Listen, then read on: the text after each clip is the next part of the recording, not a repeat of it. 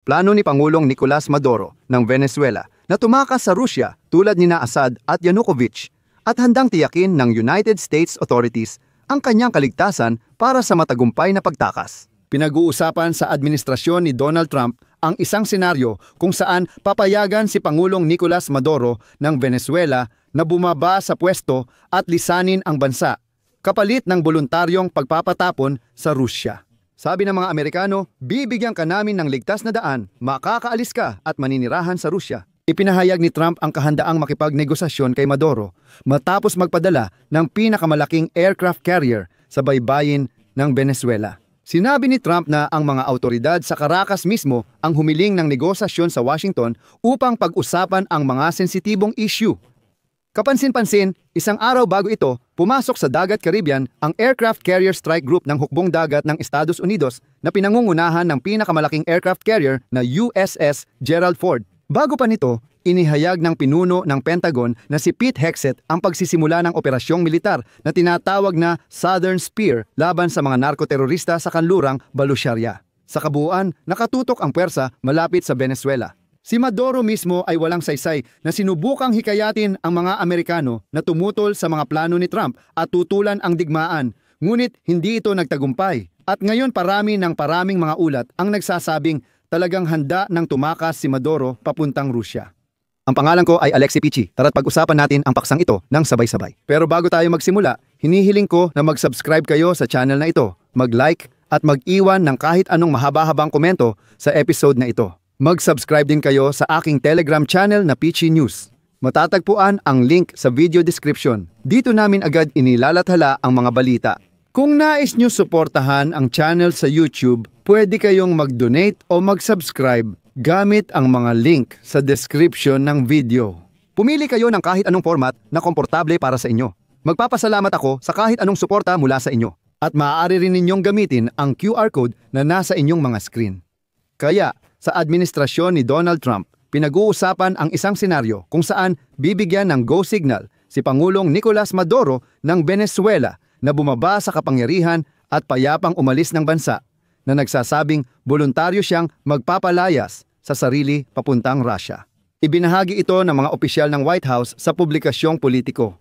Diretsahang sinabi nila na kung tatakas si Maduro papuntang Russia, kami ang magbibigay ng eroplano, koridor at ligtas na paglabas. Sige, hayaan na siyang umalis. Hindi namin siya gagalawin kahit na nag-anunsyo kami ng $50 milyong na pabuya para sa ulo niya. Ayon sa mga source, bukod sa Russia, pinag-iisipan din ang posibilidad na ipadala si Maduro sa Turkey o Cuba. Kasabay nito, may tagapayo ng Amerikanong presidente na mungkahing huwag pakawalan ang lider ng Venezuela, kundi arestuhin at iharap sa korte sa Amerika. Ayon sa mga source ng The Atlantic na kausap ang mga kinatawan ng Venezuela at Amerika, maaaring handa ng magbitiw si Maduro. Kung bibigyan siya ng Washington at ng kanyang mga malalapit ng amnestiya, aalisin ang gantimpala para sa kanyang pagkakahuli at bibigyan siya ng komportableng pagpapatapon. Inanunsyo ni Trump na posibleng makipagnegosasyon ang Amerika kay Nicolas Maduro ng Venezuela sa lalong madaling panahon. Sabi niya, gusto nilang makipag-usap, tingnan natin ang mangyayari. Paalala lang, isang araw bago ito, pumasok sa Karagatang Caribe ang United States Navy Strike Group na pinangunahan ng pinakamalaking aircraft carrier, si Gerald Ford. At gusto kong bigyang diin na sa barkong ito ay may mahigit 4,000 na sundalo, 2 dosenang mga fighter jet at mga attack helicopter.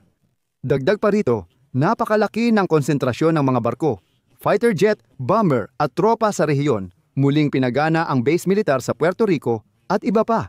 Ibig sabihin, talagang seryoso ang konsentrasyon ng mga tropa. Inanunsyo ng pinununo ng Pentagon na si Pete Hegseth ang pagsisimula ng operasyong militar na tinidor ng Timog laban sa mga narkoterorista sa kanlurang hemispero. Kasabay nito, nagpasya ang Estados Unidos ng Amerika na isama sa listahan ng mga banyagang teroristang organisasyon ang Venezuelan drug cartel na Los Soles na direktang iniuugnay ng Washington kay Maduro. Direktang sinasabi na si Maduro ang leader ng drug cartel. Ayon sa kagawaran ng Estado ng Estados Unidos, epektibo ang desisyon sa Nobyembre 24, ibig sabihin, limitado na ang oras ni Maduro. Pinalalawak nito ang mga legal na batayan para sa mas agresibong mga aksyon. Hindi na kailangan ng pahintulot ng Kongreso para magsagawa ng operasyong militar sa teritoryo ng Venezuela. Ayon sa Reuters, noong nakaraang linggo, 3 beses nagtipon sa White House ang mga matataas na opisyal ni Trump para talakayin ang mga opsyon ng posibleng operasyong militar laban sa Venezuela, kabilang ang pag-atake sa teritoryo nito. Noong Agosto, nilagdaan ni Trump ang lihim na direktiba na pumapayag sa Pentagon gamitin ang militar laban sa mga Latin American drug cartel.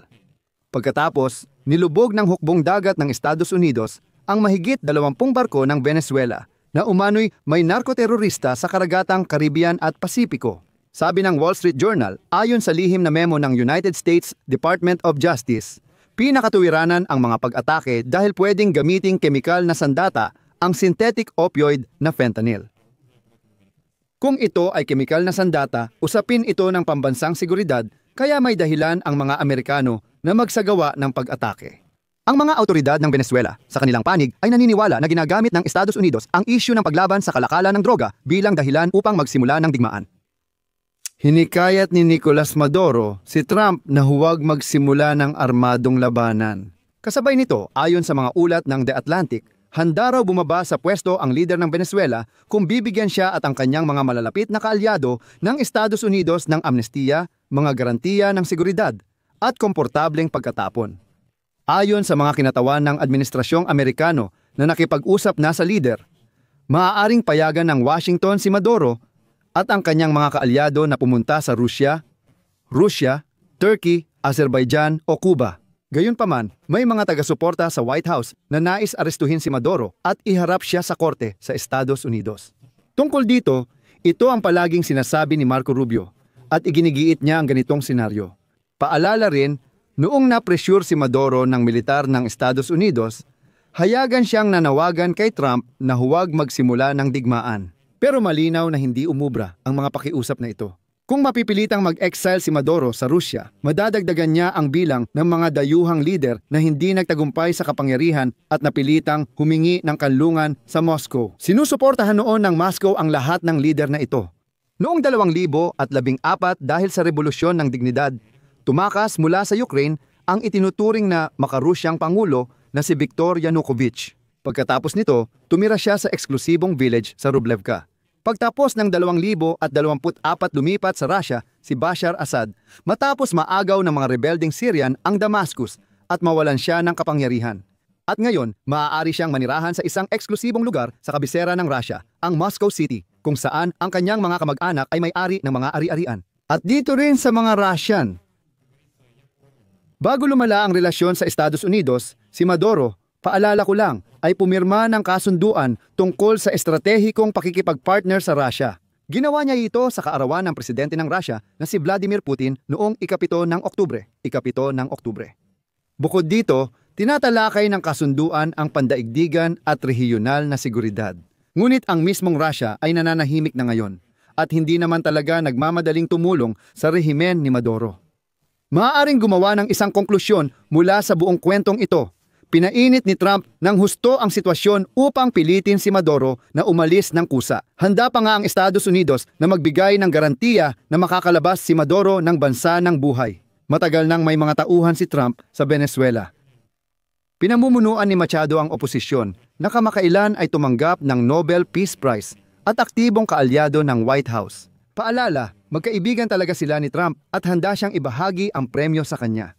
Kaya ngayon, handa na si Trump na makipag-usap sa rehimen ni Maduro. Malinaw na hindi ito tungkol sa pagsasama nila, kundi kung paano ligtas na makakaalis si Maduro. Dahil, paalala ko lang, noong simula ng Oktubre, nang nagkamali si Maduro at pumirma ng kasunduan sa mga Ruso. Nag-alok siya kay Donald Trump ng mega deal para sa pribilehiyadong access ng United States sa mga likas na yaman ng Venezuela. Pero tinanggihan ni Trump ang kasunduan. Nagpahiwatig siyang magkakaroon kami ng access sa mga yamang ito, pero wala ka na. Dito ako maglalagay ng tutuldok. Ilagay ang opinyon at konklusyon sa comments. Mag-subscribe, pindutin ang kampanilya at mag-like. Iyan lang, ingatan ninyo ang inyong sarili. Paalam sa lahat. Karugtong.